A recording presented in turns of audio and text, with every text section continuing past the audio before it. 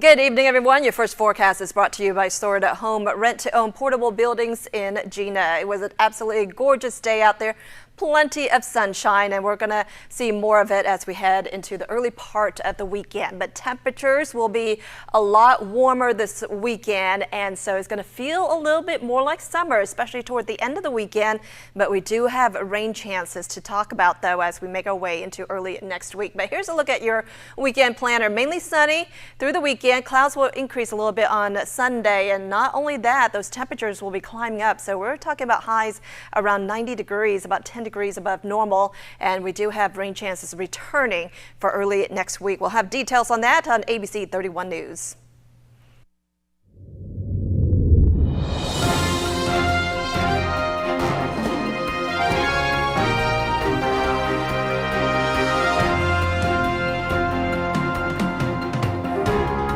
Welcome to ABC 31 News Tonight. I'm Scott Beadle.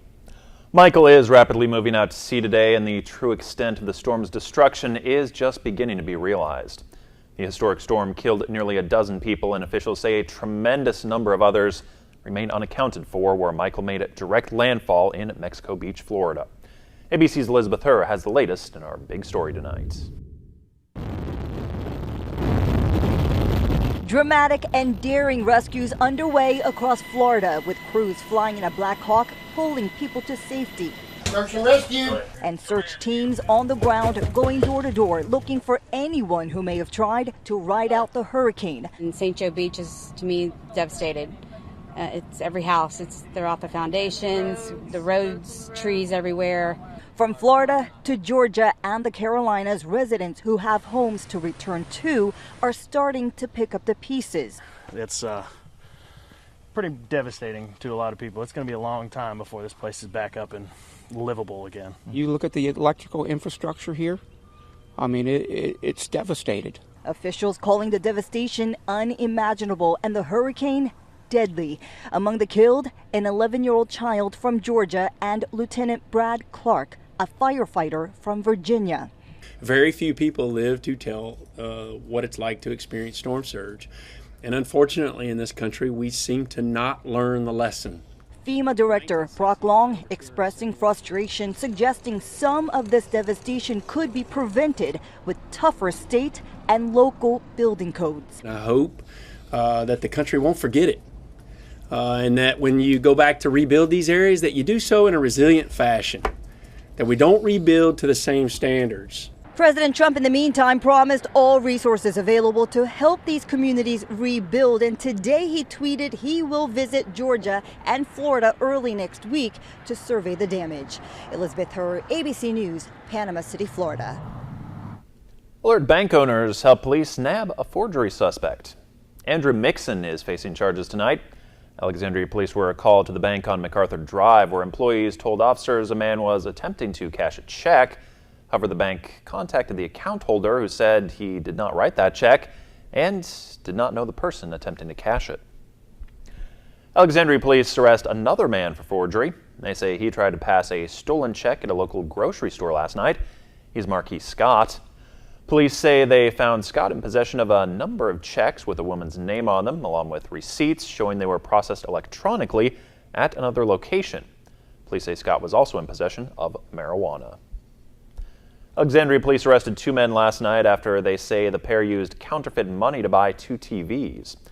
Police say Brandon Allen tried to return the TVs for a refund, and they say he fought with them as they tried to arrest him.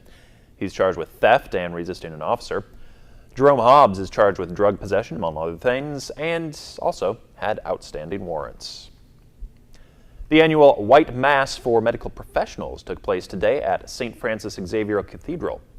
Bishop David Talley celebrated the Mass and honored all medical professionals in attendance. Bishop Talley also shared his own personal stories of working in the medical field before dedicating his life to the church. A reception took place shortly after the Mass. Central Louisiana's next installment of the Southern Circuit Tour of Independent Filmmakers is coming up. This next production is called Los Sandinistas. It's a documentary about female fighters in the Contra War, which happened in Nicaragua in the 70s. It was a U.S.-backed conflict. So it follows 3 women and their struggle to gain rights and also to help their country find independence. This entire series, we have 6 films this year. The filmmaker comes in and we watch the film together, and then we all can ask questions. If you have any interest in filmmaking or any interest in like this particular topic, then you basically have an expert right there to answer any questions you might have. The showings of Las Sandinistas will take place on Wednesday, October 24th at 7 p.m. at the Hearn Stage in downtown Alexandria. Tickets can be purchased at ticketcentral.org. The 2018 Senior Citizens Day took place earlier at the Rapides Parish Fair. The event is sponsored each year by the Rapides Parish Fair Association, local elected officials, and a number of different organizations. Seniors enjoyed live music, health screenings, door prizes, awards, and more. It's just an event to honor the seniors, and it was chosen to be presented on the Friday of the Rapides Parish Fair. And the fair board, Jimbo Thiels, and different ones have worked very, very hard. And this thing has just continued and evolved year after year after year after year. And it's just a way to honor the citizens and show them how much we appreciate them for all the things that they've done to our parish to make our parish what it is today. Senior Citizens Day at the Rapides Parish Fair began 34 years ago and continues to grow each year. Last night, the Alexandria Zoo celebrated the 10th annual Les Fest. Les Fest is named after former zoo director Les Witt, who passed away 10 years ago. Les dedicated his life to the Alexandria Zoo and animal conservation, and the zoo continues to honor his legacy. The event raises money each year to donate toward animal conservation, and this year's animal of choice for donations is the giant anteater.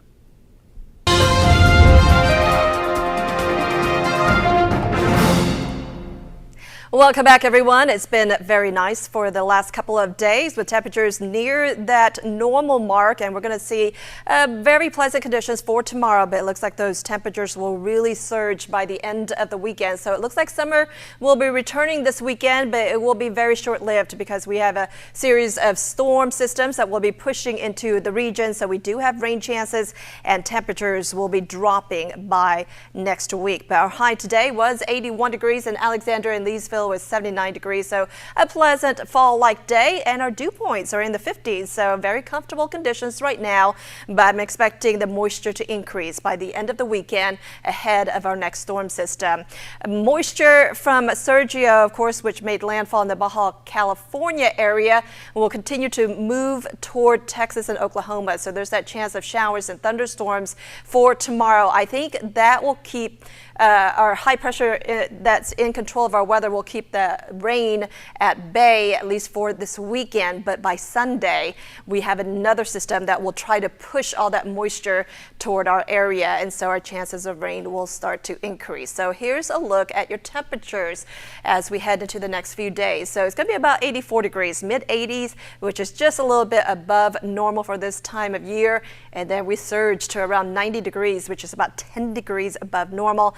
Those temperatures will drop by next week as a cold front comes through and our rain chances will return. And so that will knock those temperatures down. So 61 degrees for Tuesday, a big change as we head into next week. But temperatures for tonight, it may be a little bit chilly as we start off the day. Mainly clear tonight. Temperatures dropping down to around 60 degrees in Alexandria and Otis around 60 degrees. And then tomorrow, highs will be just a tad warmer, 84 degrees for Alexandria, mostly sunny and pretty pleasant, but then the humidity will return and so will with the warmth. So on Sunday, look for highs around 90 degrees, but those temperatures will start to drop again.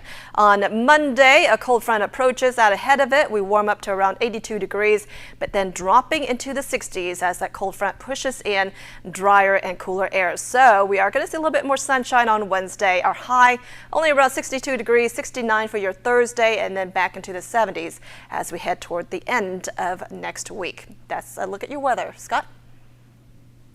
All right. Thank you, Kim.